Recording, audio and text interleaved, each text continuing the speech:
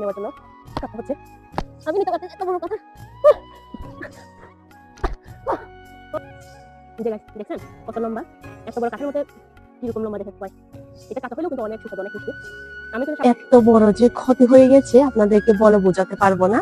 কারণ হচ্ছে এই বৃষ্টির সময় আমাদের কাঁঠাল গাছে অনেকগুলো কাঁঠাল হচ্ছে ফেটে গেছে। আর আপনাদেরকে আমি দেখাচ্ছি কাঁঠালগুলো, এই যে দেখেন সব কাঁঠালগুলো ফেটে গেছে, 2 ভাগ হয়ে গেছে একেবারে ফেটে। আমাদের এই গাছে 10টার মতো করে কাঁঠাল ধরেছিল, সেই 10টাও একটাও কিন্তু বাকি নেই, সবগুলো হচ্ছে ফেটে গেছে। একটা মনে হয় ফাটে নাই। তারপরে এই যে দেখা যাচ্ছে একটা কাঁঠাল 2 ভাগ একেবারে। এই যে কাঁঠালগুলো, এই কাঁঠালগুলো এখনো পর্যন্ত কাঁচা, কিন্তু 2 ভাগ হয়ে গেছে কাঁঠালগুলো। আর এই ফাটা কাঁঠাল তো গাছে রাখা যাবে না, সেই জন্য হচ্ছে এটা ছিঁড়ে ফেলতে হবে। আর এই বৃষ্টির সময় গাছে উঠাও একটা রিস্ক হয়ে যায়, কারণ হচ্ছে গাছে উঠতে গেলে স্লিপ খেয়ে পড়ে যাবে, সেই জন্য। তারপরে কি করব, এখন যদি বৃষ্টির সময় এই কাঁঠালগুলো যদি গাছে রেখে দিই, তাহলে বৃষ্টির পানিগুলো কাঁঠাল মধ্যে ঢুকে এমনি পচে যাবে। সেজন্য এই কাঁঠালগুলো আমি আজকে এই গাছ থেকে ছিঁড়ে ফেলবো। এখান থেকে কিন্তু যদি পড়ি তাহলে অবস্থা কি হবে আপনারা দেখতে পাচ্ছেন। এই যে গাছের উপর থেকেও যদি পড়ি তাহলে অবস্থা একদম খারাপ হয়ে যাবে। আর এই যে নিচে কাঁঠালগুলো একেবারে দেখা যাচ্ছে কত বড় কাঁঠাল। এই এত বড় কাঁঠাল আমি কিন্তু আগাতেও পারবো না। আমি নিতে পারছি এত বড় কাঁঠাল।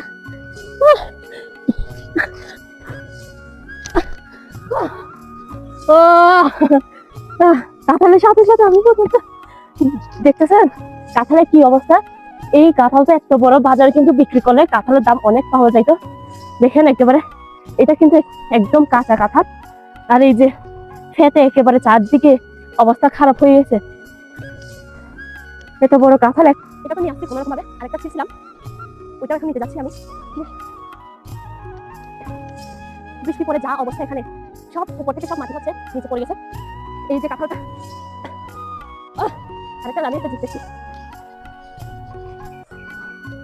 এই আমটা কোথায় থেকে জানেন? এই যে উপরে কাঁঠাল গাছের পাশে আমটা, এই আমটা খুবই মিষ্টি। আমাদের বাড়িতে আমগুলো কয়েকটা গাছ আছে এরকম মিষ্টি। আর এই যে কাঁঠাল নিতে এসে এটা একটা পেয়ে গেলাম। আর এই যে কাঁঠালটা কত বড়, এটা তো সেম অবস্থা। আমি নিতে পারতেছি না।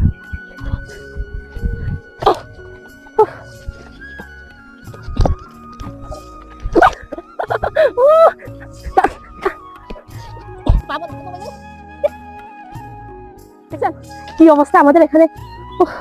এই কাঁঠাল গাছ থেকে ছিঁড়তে গেলে এরকম অবস্থা হয়, তা হচ্ছে খুবই কষ্ট। একদিকে উপর থেকে নিচে নামানো, তার মধ্যে আবার নিচে থেকে এরকম তুলে উপরে নিয়ে যাওয়া, অনেক কষ্ট। আর দেখেন আমার অবস্থা, আমি আসছি কাঁঠাল নিতে, সামান্য কাঁঠাল নেওয়ার জন্য।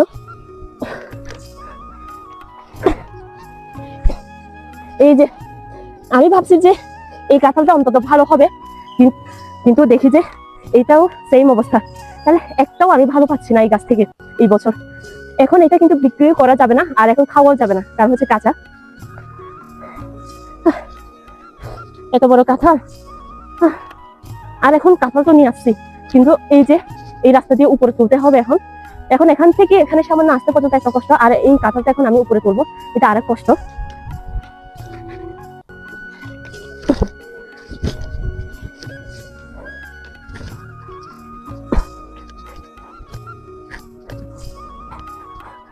নিচে থেকে একটু থেমে থেমে উপরে যাইতে পারছে।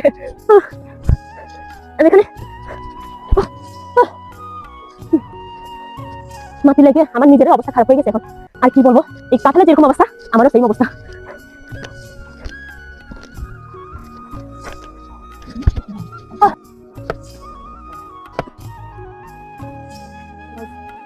সব কাঁচা যাচ্ছে না, তো হলুদ হয়ে গেছে, কত বড় বড় একটু। আমার নিজেরও খারাপ লাগছে এগুলো দেখে। এই কাঁঠালটা মিষ্টি কিন্তু দেখে গেলে, এই যে কত বড় বড় কয়। তারপরে এখন কি করব, এটা কিন্তু রেখে দিলে আর পাকবে না, সেজন্য কেটে ফেলে হচ্ছে। কেটে ফেলে এগুলো বিচিগুলো সংগ্রহ করবো। যে গাছ দেখছেন কত লম্বা, এত বড় কাঁঠালের মধ্যে কিরকম লম্বা দেখে কয়। এটা কাঁচা হইলেও কিন্তু অনেক সুস্বাদু, অনেক মিষ্টি। আমি কিন্তু সাধারণত কাঁচা খাই না, কিন্তু এই কাঁচাটা আমি কাঁচা খাই। আর এই যে এত কুয়ারের বড় কুয়ারের মধ্যে দেখতেছেন বিচি কত ছোট।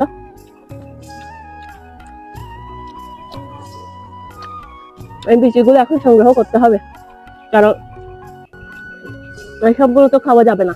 এই এত বড় কাঁঠাল হচ্ছে সবাইকে ভাগ করে দিছে, আমি অর্ধেক রেখে দিয়েছিলাম খাওয়ার জন্য।